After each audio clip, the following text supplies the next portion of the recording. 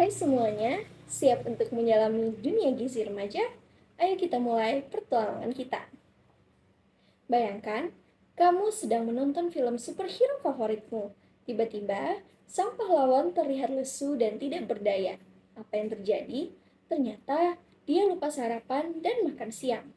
Nah, sama seperti superhero kita, remaja Indonesia juga sedang menghadapi musuh yang tak kasat mata. Triple burden of malnutrition. Kedengarannya seram ya? Tenang, biar aku jelaskan. Triple burden ini terdiri dari 3 penjahat utama, si kurus alias kurang energi kronik, si pucat alias anemia, dan si gendut alias obesitas. Hari ini, kita akan fokus pada 2 penjahat pertama yang sering mengincar remaja putri. Sebelum masuk ke materi, kita mulai dari rumusan masalah. Yang pertama, apa saja permasalahan gizi pada remaja putri? Yang kedua, mengapa remaja putri dapat mengalami cake dan anemia? Yang ketiga, apa saja tanda dan gejala cake dan anemia yang dirasakan remaja putri? Bagaimana dampak cake dan anemia terhadap remaja putri? Dan bagaimana cara pencegahan cake dan anemia? Selanjutnya, tujuannya adalah untuk mengetahui apa saja permasalahan gizi pada remaja putri. Yang kedua, untuk mengetahui faktor-faktor yang menyebabkan cake dan anemia pada remaja putri. Yang ketiga, untuk mengetahui tanda dan gejala yang dirasakan remaja putri ketika terkena cake dan anemia. Yang keempat, untuk mengetahui bahaya cake dan anemia pada remaja putri. Dan yang terakhir, untuk mengetahui langkah yang dapat diambil untuk mencegah dan menanggulangi cake dan anemia pada remaja putri. Mari kita mulai dengan kurang energi kronik atau cake. Cake ini seperti pencuri yang mengambil energi kita sedikit demi sedikit setiap hari. Bagaimana cara mengetahui apakah kita terkena cake? Gampang. Kita bisa mengukur lingkar lengan atas atau lila. Jika lila kurang dari 23,5 cm, itu tandanya cake sudah beraksi.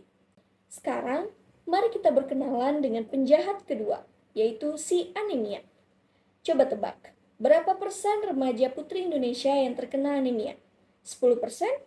15%? Ternyata 23%.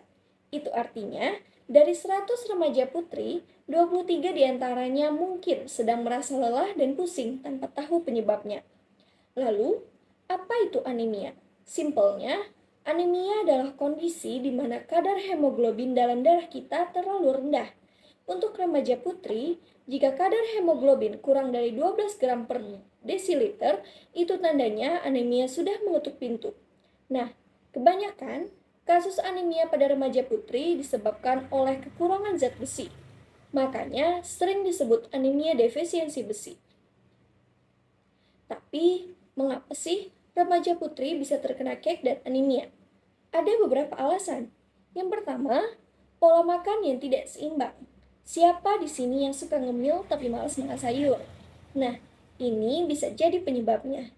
Yang kedua, diet yang terlalu ketat. Cantik itu sehat, bukan kurus. Yang ketiga, menstruasi setiap bulan. Ya, ini membuat remaja putri lebih rentan kekurangan zat besi. Yang keempat, kurangnya pengetahuan tentang gizi, makanya kita diskusi hari ini. Yang kelima adalah faktor ekonomi yang membatasi akses ke makanan bergizi. Lalu, bagaimana kita tahu kalau kita terkena anemia atau cake? Nah, ini dia tanda-tandanya. Untuk anemia, ingat rumus 5L, lesu, lemah, letih, lelah, dan lalai. Kalau sering merasa begini, mungkin it's time to check your blood. Sedangkan untuk cake, selain lila yang kurang dari 23,5 cm, biasanya badan terlihat kurus dan mudah lelah.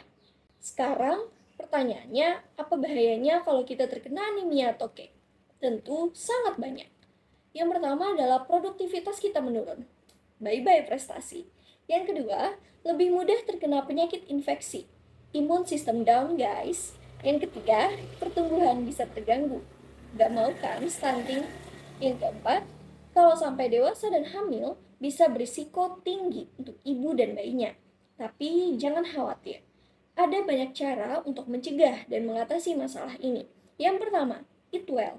Konsumsi makanan bergizi seimbang. Ingat, you are what you eat. Yang kedua, take your vitamins, terutama tablet tambah darah untuk mencegah anemia. Yang ketiga, exercise regularly. Olahraga itu penting untuk meningkatkan nafsu makan dan menjaga kesehatan. Yang keempat, education is key. Tingkatkan pengetahuan tentang gizi. That's why we are here today. Yang kelima, get enough rest. Tidur yang cukup itu penting untuk kesehatan kita. Sekarang kita masuk kepada hasil dan pembahasan. Pada jurnal dengan judul The Longitudinal Relationship Between Nutritional Status and Anemia Among Malaysian Adolescents, dilakukan oleh Vanita Krishnan, Rafaja Ahmad Zaki, Azmi Muhammad Nahar, Muhammad Yazid Zaludin, dan Hazrin Abdul Majid pada tahun 2021. Dari hasil penelitian yang dilakukan, didapat bahwa hasil dari prevalensi asupan makanan pada remaja yang tidak memenuhi RNI sering terjadi pada usia 13-17 tahun. Prevalensi anemia meningkat 2 kali lipat pada usia 15 tahun, serta didapat hasil bahwa anemia lebih sering dialami oleh perempuan dibandingkan laki-laki. Metode penelitian digunakan adalah dengan analisis data sekunder cohort dan pengambilan sampel berkelompok 2 tahap.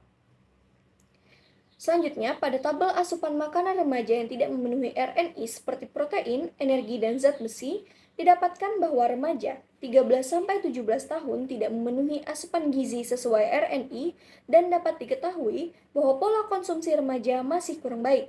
Menurut penelitian Agustin D., Andini RF, dan Arianti D. pada tahun 2022, kebiasaan makan berhubungan secara signifikan dengan kejadian anemia pada remaja putri. Selanjutnya, pada tabel 2, tentang prevalensi anemia tahun 2012 sampai 2016, dapat diketahui bahwa prevalensi anemia meningkat 2 kali lipat pada usia 15 tahun. Selanjutnya, didapat hasil bahwa jenis kelamin menjadi salah satu faktor risiko terjadinya anemia. Perempuan lebih rentan terkena anemia. Hal ini sejalan penelitian yang dilakukan yang menunjukkan bahwa terdapat hubungan antara jenis kelamin dengan kejadian anemia.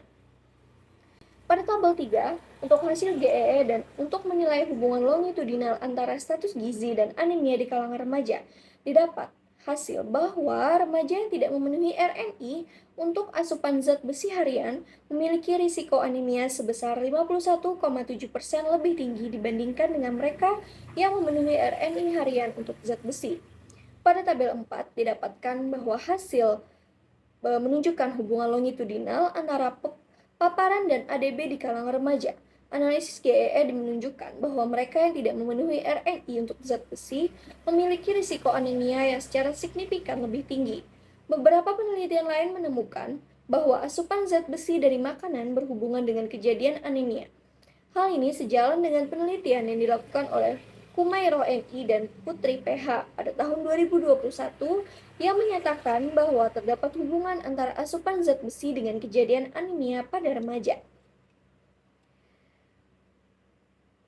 Kelebihan pada jurnal ini yang pertama adalah penelitian ini merupakan studi kohort remaja pertama yang dilakukan di Malaysia dan termasuk sedikit penelitian di Asia dengan penilaian antropometri dan riwayat diet serta sampel besar remaja sehat yang mencakup 2 jenis kelamin. Yang kedua, penelitian ini memperkenalkan metode screening baru untuk membedakan antara anemia defisiensi besi atau ADB dan talasemia yang merupakan kontribusi penting bagi penelitian di bidang kesehatan remaja. Yang ketiga, temuan dari penelitian ini dapat berkontribusi pada pengembangan kebijakan nutrisi negara. Adapun kekurangannya, yang pertama adalah penelitian ini memiliki keterbatasan dari penilaian pola makan dikarenakan dapat terjadi bias ingatan yang dapat mempengaruhi akurasi data yang dikumpulkan. Yang kedua, penelitian ini memiliki keterbatasan untuk generalisasi hasil penelitian ke populasi yang lebih luas, karena menggunakan studi kohort remaja pertama di Malaysia dan mungkin tidak dapat menggambarkan kondisi di negara lain. Adapun kesimpulan pada penjelasan hari ini yang adalah masalah gizi pada remaja putri yang paling sering terjadi adalah anemia. Anemia remaja disebabkan oleh kurangnya asupan gizi dan protein. Remaja putri mengalami menstruasi setiap bulan, diet makanan sehingga kurang asupan zat besi dan pertumbuhan remaja sangat cepat sehingga butuh lebih banyak zat gizi. Prevalensi anemia yang tinggi di kalangan remaja putri apabila tidak tertangani dengan baik, maka berlanjut hingga dewasa sehingga remaja putri berisiko akan mengalami anemia ketika masa kehamilan.